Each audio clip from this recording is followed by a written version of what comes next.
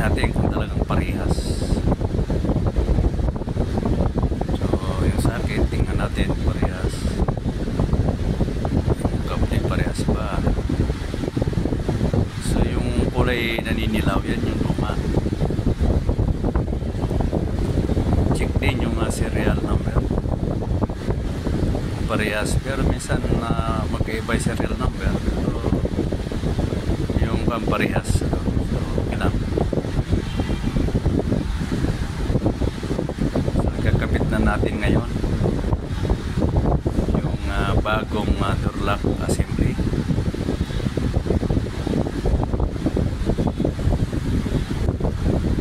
Ayan. So yung tatlong screw na flower type.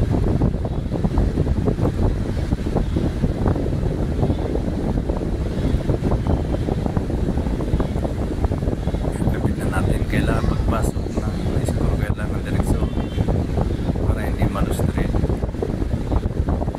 So ayan, ipapasok na natin ngayon. Kamay lang muna para malambot. Pag medyo matigas, ulitin lang para hindi malustrin. So mayabang muna tayo. Lagay muna natin yung tornilyo para mapigilan lang siya. Ulitin lang natin yan. Habang iniipit, hinarap-harap ng kunti yung door lock assembly para smooth ang pasok. Mamaya matigas, ulitin. Yung harap-harap kunti para smooth ang pasok.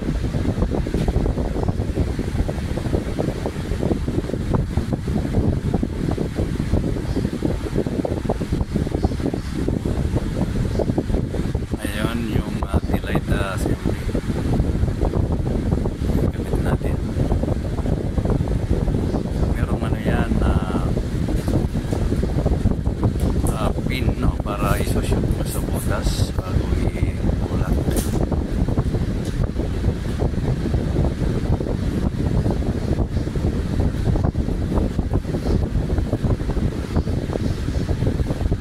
Yan, tapos medyo kinakalain na pwede na itulak yung butas.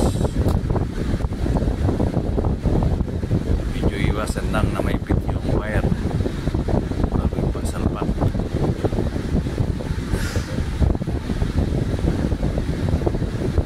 Ayan, okay. Ngayon sa kabila meron namang plate doon na merong tatlong nalagay na. Nalagay ng tatlong nata yan. Kamay muna papasok.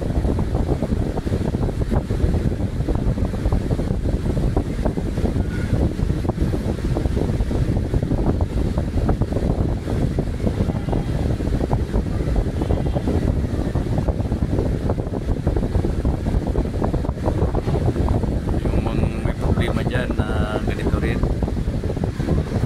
Sa kasa masyadong mahal ito.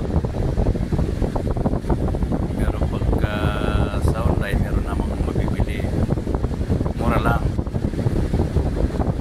halos ang presyo times 10, no? Kapag sa kasa.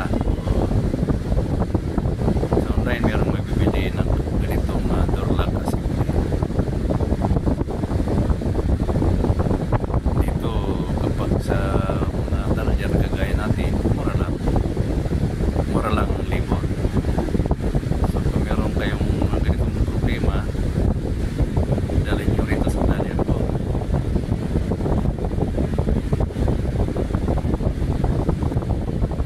Ayan, gagapit ko na natin.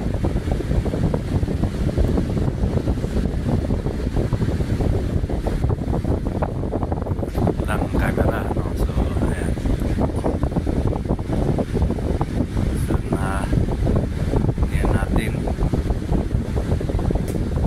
Titestingin na natin obra bago natin lagay yung siding sa loob. So close natin, tapos ilak, tapos subukan mabuksan. Pag pinindot, hindi mabuksan. Unlock. Yan. Pag pinindot, bubukas yan. Okay. So, mukhang okay na. One more time. Lock. Ayaw. Okay, tama. Unlock. Okay, nag-open. So, okay, ngayon lalagay na natin yung sidings. So, bago ilagay, i-align natin mabuti yung kanyang clips. Yun ang sentro. Huwag nating didiin ng kagad. So, i-align sa butas. So, i-align para smooth ang pasok. Ngayon, pag na-align na, pwede nang i-push, ano, dahan-dahan lang para hindi masagaling sa play. Hindi masira ang clips. Okay, tapos hindi na mabuti, double check kung nagkapasok na ang clips. Hindi na. Then, pag okay na, ilalagay natin yung dalawang